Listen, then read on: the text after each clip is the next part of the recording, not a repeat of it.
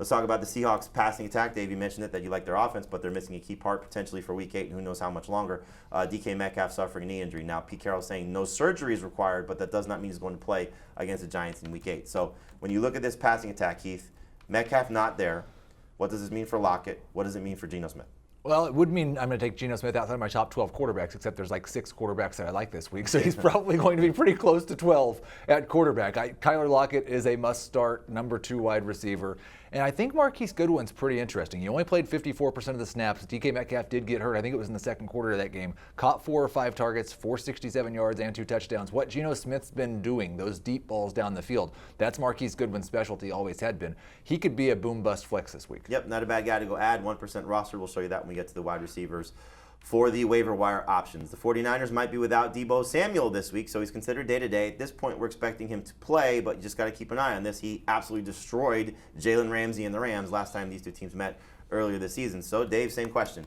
Deebo, clearly starting him if he's in, but if he's out, what does this mean for Brandon Ayuk, George Kittle, and can you trust Jimmy Garoppolo if there is no Deebo Samuel? I think you can still trust Garoppolo. He's the only one that would be a maybe start from the list, but we've seen Ayuk really take flight over the past 2 weeks, 11 targets in both games. We'll talk about him a little bit later on the show. But as long as the 49ers are in competitive games or trailing, I think Brandon Ayuk is someone that fantasy managers should want to start. It's those games that are coming up where they might be leading or they might need their run game because, they added a running back. He's not bad. What's his name? I forgot. When he gets going, Brandon Ayuk's numbers are really going to take a big step back.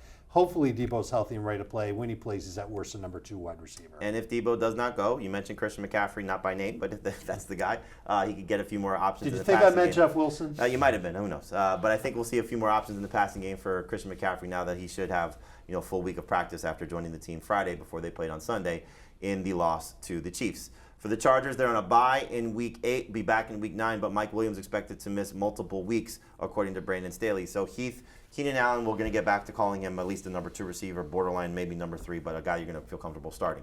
Josh Palmer, Gerald Everett. Now Palmer goes to the other side of things. First, he was replacing Keenan Allen. Mm-hmm. He's not the same player as Mike Williams. It's been more of a better fit to replace Keenan Allen, but somebody that you might want to stash, though, going into their bye week, knowing that there could be a big opportunity for targets. Yeah, I think especially if Keenan Allen has something happen to him again, then Palmer would absolutely be a must-start wide receiver. I think now he's more in that Marquise Goodwin conversation, and I might even prefer Goodwin. I don't like to say that very much, but they don't have anybody that can go on the field. Pete talked about it yesterday.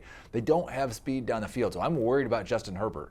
I'm a little bit worried about Gerald Everett if all they have now are guys that run the same type of routes that he does. So this pass offense may be in a little trouble. Austin Eckler will continue to be awesome. And you see their schedule coming up after their bye. Falcons favorable matchup. And again, Mike Williams could be back. Remember, they get the bye week. Hopefully he gets healthy. Could be just missing Week 9. They're back Week 10 in the big game against the 49ers. But that schedule gets a lot tougher on the right side of things. 49ers, Chiefs, Cardinals. We'll see how those defenses look when the Chargers are back after their bye week. David Njoku going to be considered week to week after suffering the ankle injury. First, ESPN's Adam Schefter said it wasn't serious, so it could just be a 1-week absence for Njoku. They play the Bengals on Monday night. So, Dave, if there is no Njoku out there, what does this mean for Amari Cooper, Donovan Peoples-Jones, and another guy we could be potentially adding off the waiver wire, Harrison Bryant? That's going to be the tight end who's going to enter the streaming conversation. Could be as good as 9, 10 PPR points, 5, 6 non-PPR points. He's a big dude, played down the road from us at FAU. I definitely like his talent. Now he's going to get an opportunity to play. That's what matters. But I think it's going to be especially good for the wide receivers. I think Amari Cooper is going to go back to seeing double-digit targets per game. We missed that over the past couple of games. He scored in 2 of his last 3 and 4 of his past 6. So I think he's going to be the main target now. And I think Peoples-Jones, who's already been right around, 11, 12 PPR points? 11 PPR points, 3 of his last 4. That's exactly a good thing. And I think that he's going to continue to see an uptick in targets as well. You can look for him off the waiver wire.